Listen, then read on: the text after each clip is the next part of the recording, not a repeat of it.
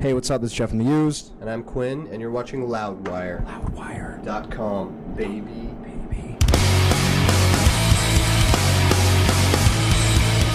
What's up, everyone? This is Guru Hamid from Loudwire, and I'm here with Jeff and Quinn of The Used.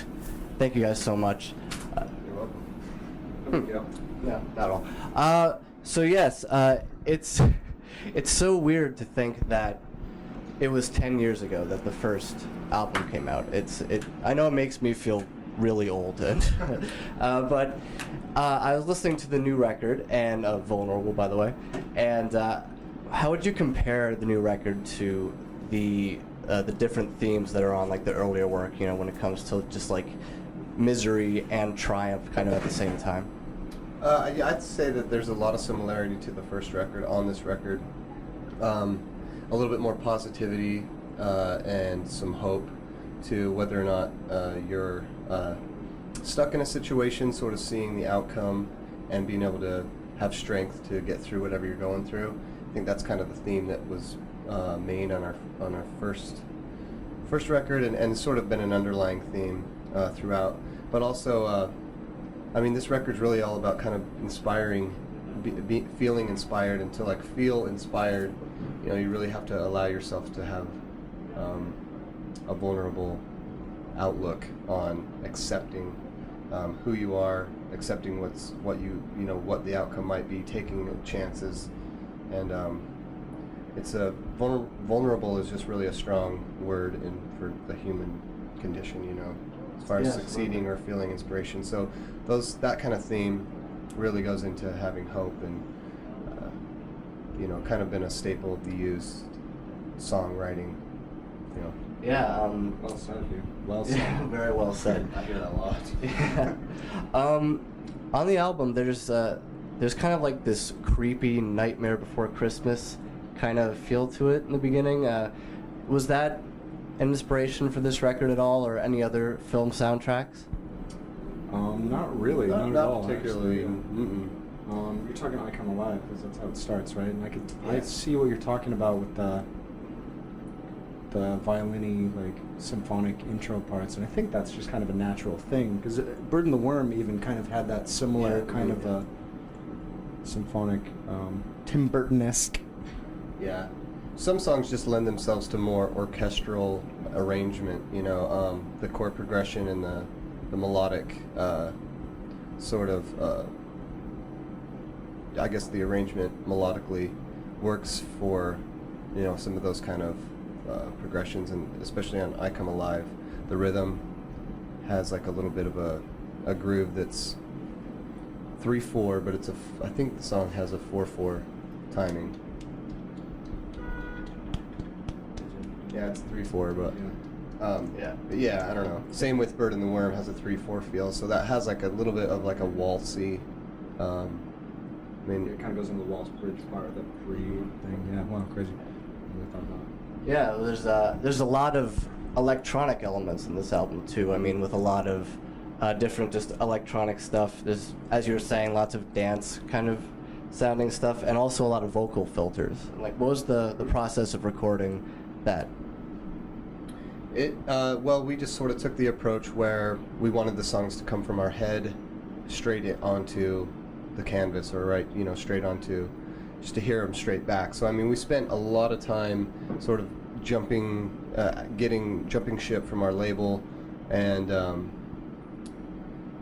in the process of like kind of writing and stuff, we had a bunch of songs that were really guitar based and you know, good guitar bass and drums musically as a bass, and we recorded about 3 that way. And then when we went to the studio, it was really just like we got an inspiration at that moment, like, here we want to do a song that's kind of got a, you know, an Outkast vibe, a hip hop vibe mixed with like, you know, basically any kind of thing that we were feeling. If there was a you know, a small musical idea, it would just be about filling that idea out how it sounded. You know, we weren't really going like, here's the sound, here's the guitars, here's this, there's that.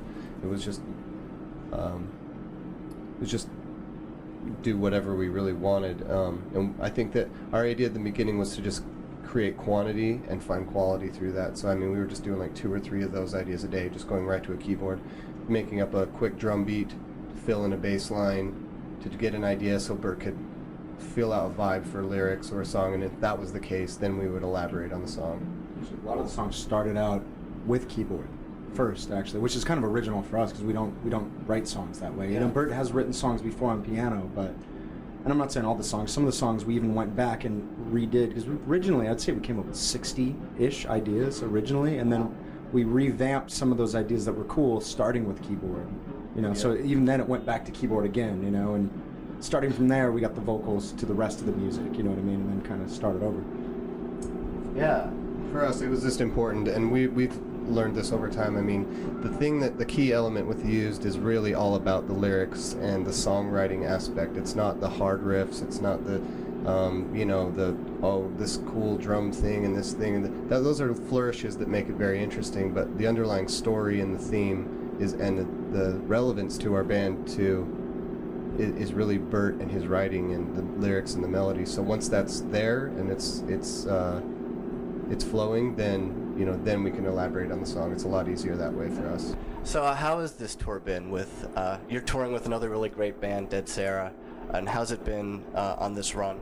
It's been great. This has been one of the best tours we've had, and it's kind of our, it's the first big tour back for us, and we just were in Europe for about 2 weeks, and I'd say it was sort of a warm-up tour out there for this, so everybody's really in the pocket.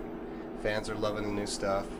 We're playing a lot of old songs, playing longer sets than we ever have, and definitely rewarding, and everyone's leaving with a smile. It's been really good, and we're just a lot different people now. We've grown up in a lot of different ways, and everybody's like making smart decisions. There's not as much partying going on. Everybody's just kind of maintaining a functional level. So it's paid off. And we're doing everything ourselves a lot. Like with releasing our music, producing our music, the live show. Everything we're doing is kind of, we're saving money. We're cutting corners and doing things a way that in a non-traditional way. So it kind of feels cool. It feels good to be back and sort of own it. Yeah, Do it the way we want. definitely with your longer set times. I mean, last time I saw you guys, I actually was living in Sydney, in Australia, and saw you guys back then on your first tour ever there, and then the first Taste of Chaos as well. And there's a funny story that I wanted to see if you guys remembered. What happened? It was the Sydney Taste of Chaos date, and you guys are playing a huge stadium. Everybody's waiting for you guys after, and you guys get into your van. You kind of wave, and you get into your van, and then people just start chasing you guys like crazy. Yeah.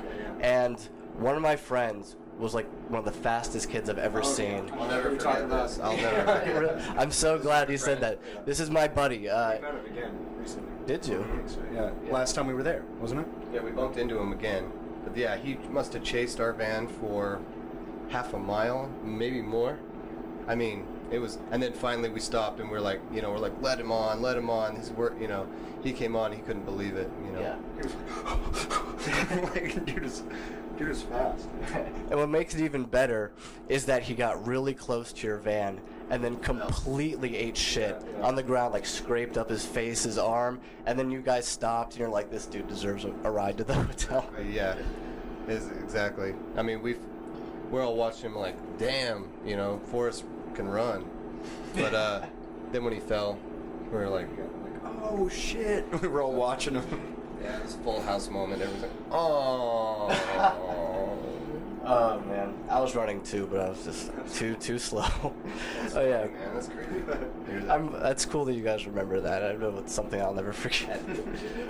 So last question. I remember last time when you were in Australia and you were being interviewed by Channel V, and you guys got to pick a track, and you guys picked Converge, Eagles Become Vultures, and you guys were saying, I know Bert said they're the most brutal band on the planet, so who is in fact now the most brutal band on the planet in your opinion?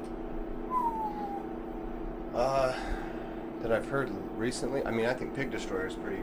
Pig Destroyer's pretty brutal. Brutal. That's tough. That's tough. I think Converge is like, for me and my experience and like my taste and stuff. I think Converge will pretty much be that band for me. Can't think of any other bands. I'm not really up to speed on what's out there, but I still think I think it's the first Cave-In record, Until Your Heart Stops, is the brutal, like, one of the awesomest hardcore records that has ever came out to date, I think. But I do love Converge, though, so don't get me wrong. who was that band that Jeremy from The Blood was playing us out when we were in Japan? Daughters? Daughters is Oh, awesome. Daughters, Yeah, Daughters is yeah. badass. Who was And, playing that in Japan? Jeremy, and he had another album. Daughters is fucking really cool. He was started with a V. I forget who they are, but yeah, I don't know. I think for me, Converge, just like when I get the time to actually listen to it, I'm like, can't believe somebody made this. You know? Yeah, it's pretty unbelievable. Axe to Fall, I mean, come on. Amazing. Well, thank you guys so much. I really, really appreciate you guys taking the time. Awesome to meet you guys. Yeah, very cool. Look on camera shaking.